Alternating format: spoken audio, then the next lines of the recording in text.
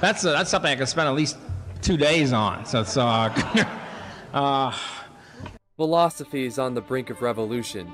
Never before has humanity gathered all of the puzzle pieces together for life's most fundamental questions. Until now. This is your rare opportunity to take part in it, to take part in the birth of a movement. Within a movement, there is a growing change in politics. People are waking up. More and more people every day are seeing the righteousness and liberty. Many yearn for freedom.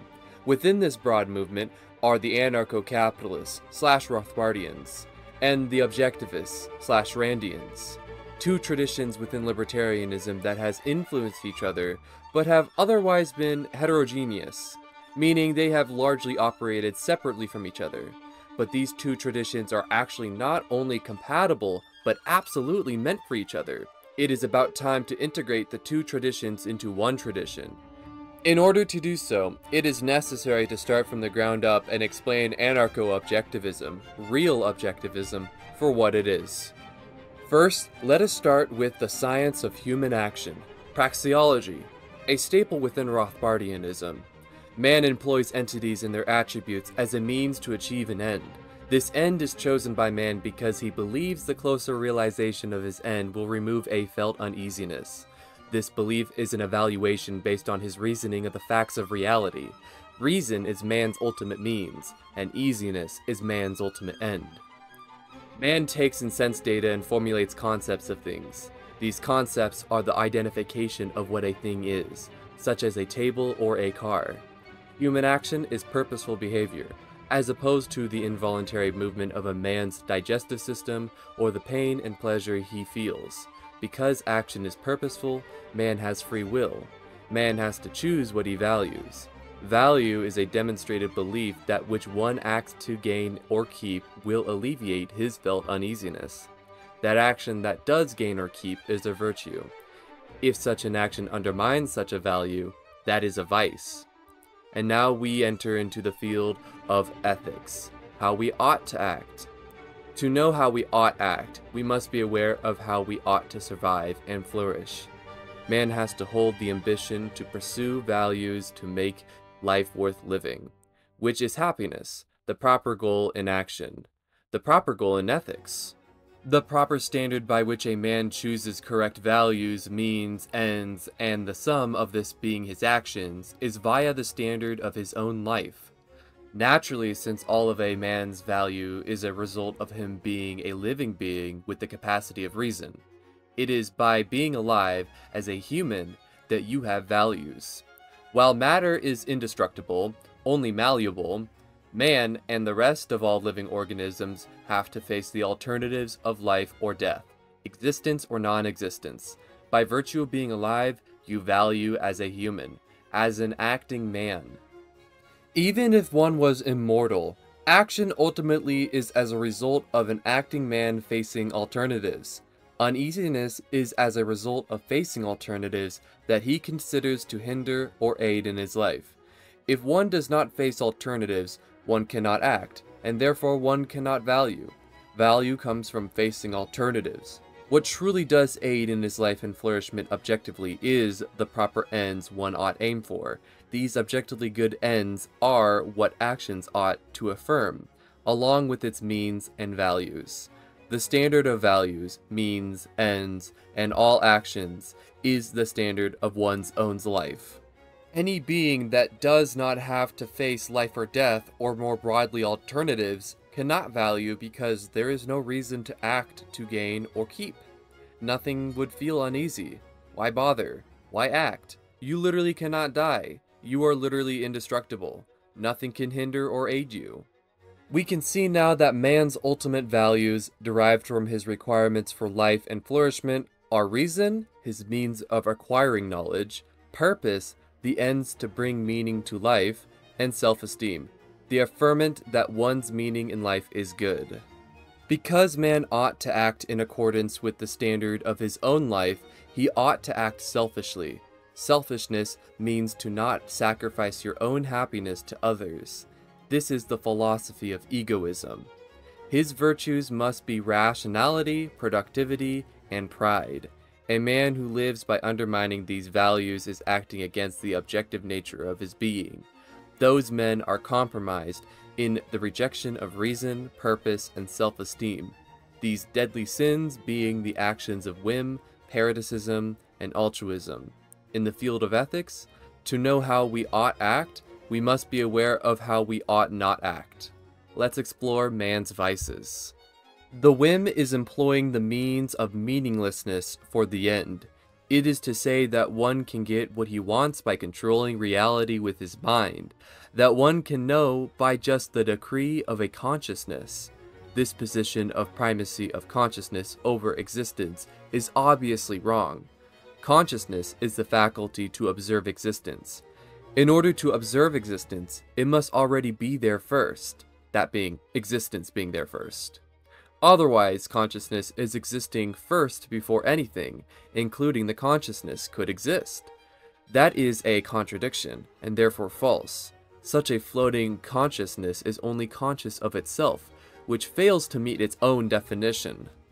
Further, even if you wanted to redefine consciousness to be only conscious of itself, which is already a concession because then we are not really talking about consciousness anymore, itself would be inexistent. But that means that we are back to consciousness being the faculty to observe existence, which leads back to existence has to be there first before the consciousness. A consciousness, only conscious of itself and not of existence, means that itself is not existing, and then you don't have either. Which is an absurd position to take because by virtue of arguing, you presuppose you are conscious of the argument and that the argument taking place exists. The whole position of consciousness having primacy over existence is a load of malarkey, as the great Joe Biden once said. You can find out how the question of metaphysical primacy applies to economics by clicking the link above, or below in the description. Those who are parasites do not sustain their own survival. They live off the destruction of others' productivity. But man is a living organism. Life can only be through actively producing its means of survival. If it fails to do so, it dies. Only value can come from life, and therefore the correct values man ought to hold must be in accordance with the nature of living qua man. That is, those conditions necessary for the survival of a man. It is possible for men to choose to be a parasite and to go on doing so, but they are immoral in doing so.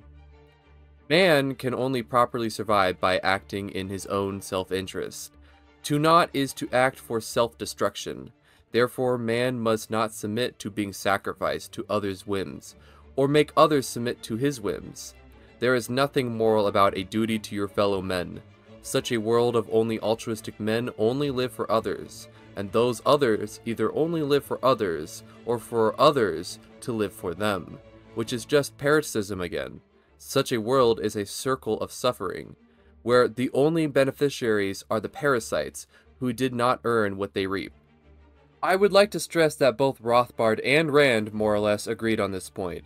Rothbard takes this point to aid in justifying what we now know today as the non-aggression principle, or the NAP. You can find Rothbard agreeing on page 50, or at the end of his 8th chapter in The Ethics of Liberty. Further, Rand believed that the initiation of force upon others is wrong. That is basically the NAP, despite her missing the mark on such things as intellectual property, foreign policy, and the necessity of the state. I will address those points in a later video. Moving on, let's talk about productivity. The nature of means are necessarily scarce, meaning only one action can be employed over these means at a time and in the same respect.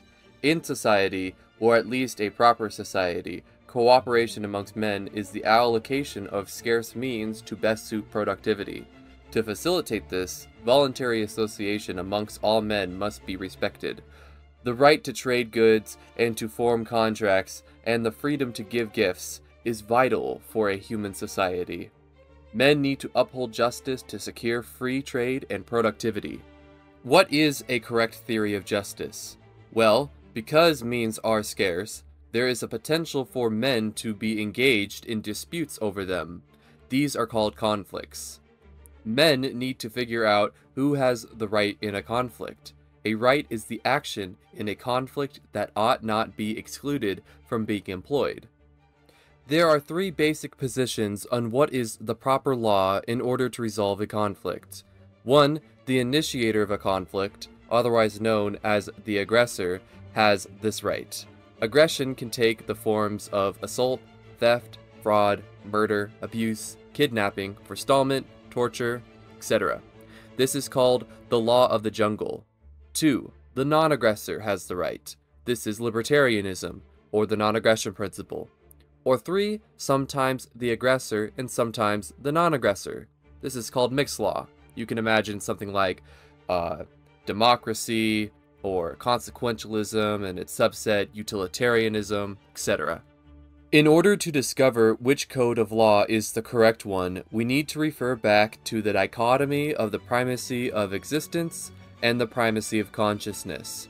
In the following justification of the NAP, I am in debt to fellow objectivist and content creator LiquidZulu here on YouTube. The link to both his channel and his paper called An Ethical Defense of Private Property, which is where he has developed the theory of the integration of the NAP and objectivism, will be in the description down below. The law of the jungle asserts that the mere possession of the scarce resource in conflict makes the possessor the true and rightful owner. It makes no distinction between possession and ownership. Such an assertion falls into a primacy of consciousness fallacy. In any conflict, both the aggressor and the non-aggressor are presupposing that while the other party involved may be able to possess the resource, it is I who should have the right to possess the resource. Otherwise, such a negation of this presupposition would negate the whole problem at hand via a lacking condition of the dispute over the resource. In other words, a conflict presupposes a disagreement over how a resource ought to be employed towards whoever's end. The assertion of the law of the jungle contradicts this necessary presupposition. What the law of the jungle asserts is that one's own consciousness via the mere possession of things makes such a possession rightful. But how can a mere action make such an action rightful? How can a consciousness impose its wishes upon reality which itself is dependent on reality in the first place? The answer is that there is no way. Next, mixed law says that the aggressor has the right to aggress under certain conditions.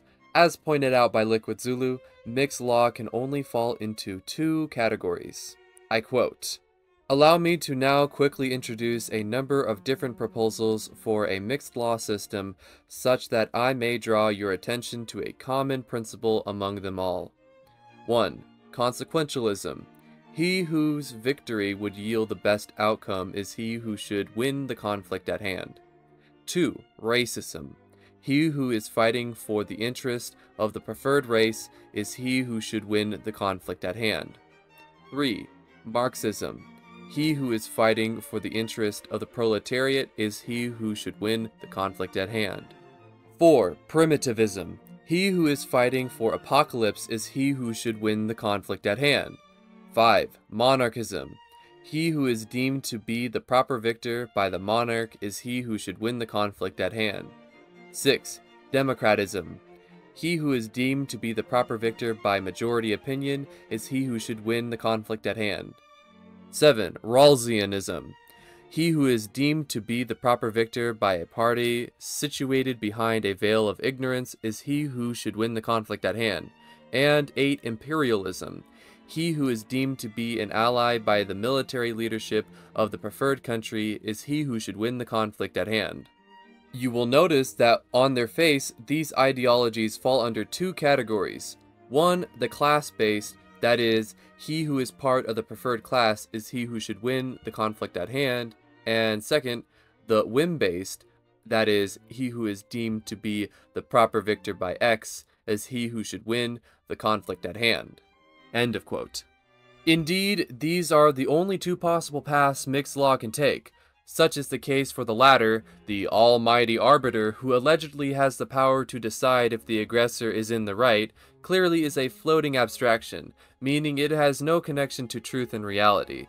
Such a decree would not have the power to determine morality and justice because a decree, mere consciousness, cannot impose itself upon reality.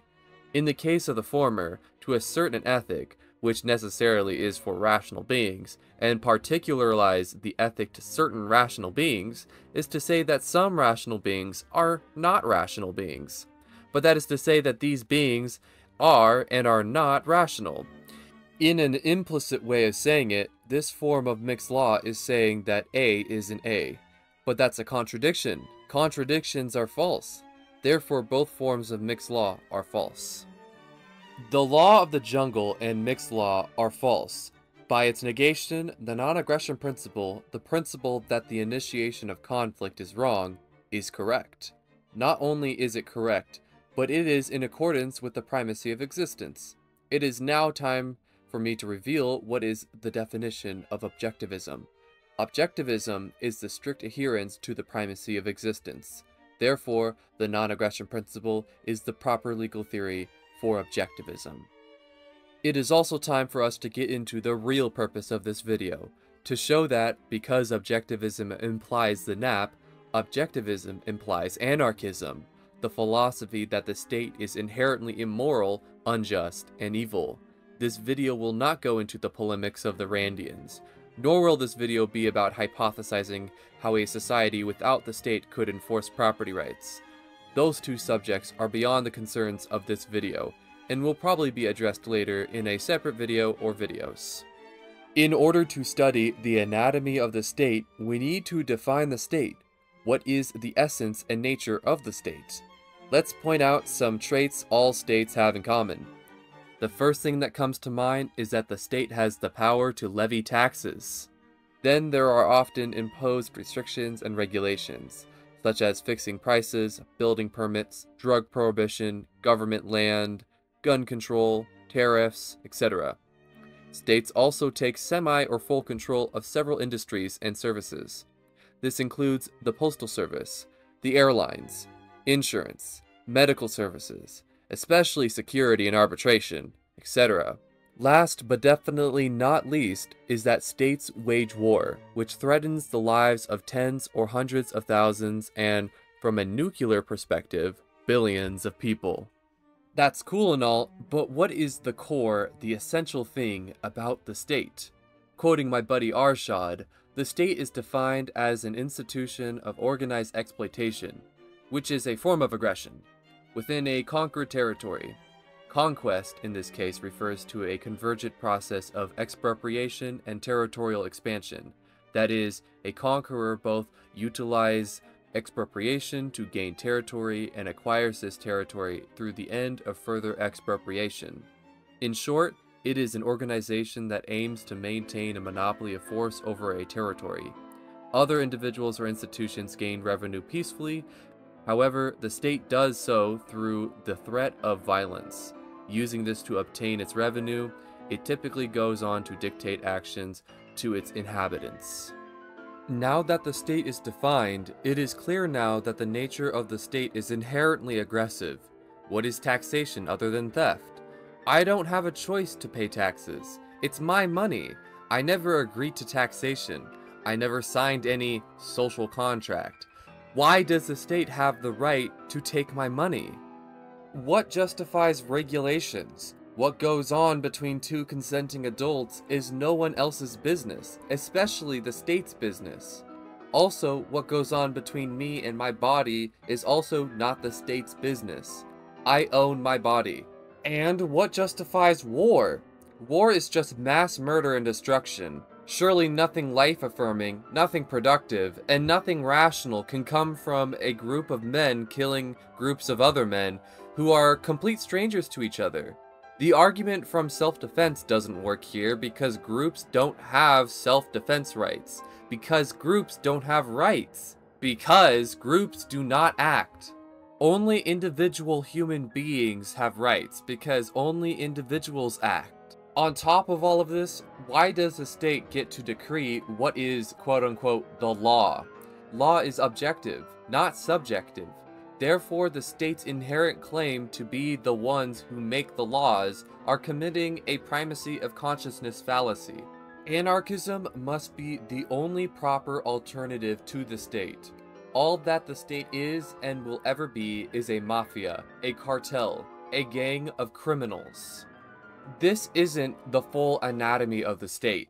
There are socioeconomics at play. For example, the boom-bust business cycle and the phenomena of stagflation.